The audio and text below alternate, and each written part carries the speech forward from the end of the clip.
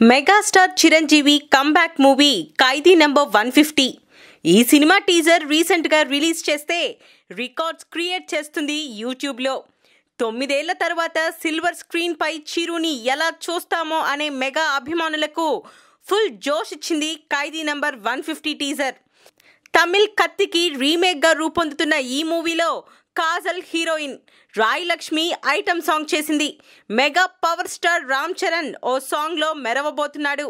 Pawan, Bunny, Varun and Sai Dharam Tej లాంటి మిగతా mega హీరోలు కూడా కనిపించే అవకాశం ఉందని తెలుస్తుంది.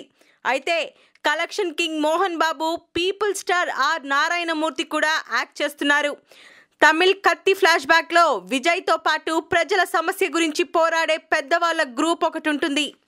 ఖైదీ నంబర్ 150లో ఆ ఫ్లాష్ బ్యాక్లో చిరుతో పాటు మోహన్ బాబు, మూర్తి కలిసి ఆ గ్రూప్లో కనిపించబోతున్నారు. చిరు సినిమాల్లో మోహన్ బాబు విలన్గా చేశాడు. హీరో అయ్యాక వీళ్ళు కలిసి పట్నం వచ్చిన పతివ్రతలు, చక్రవర్తి లాంటి సినిమాలు చేశారు.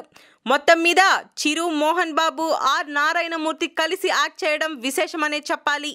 మరిన్ని ఫ్రెష్ ఫిల్మ్ అప్డేట్స్ కోసం మా TFC మీడియా ఛానల్ని సబ్స్క్రైబ్ చేసుకోండి.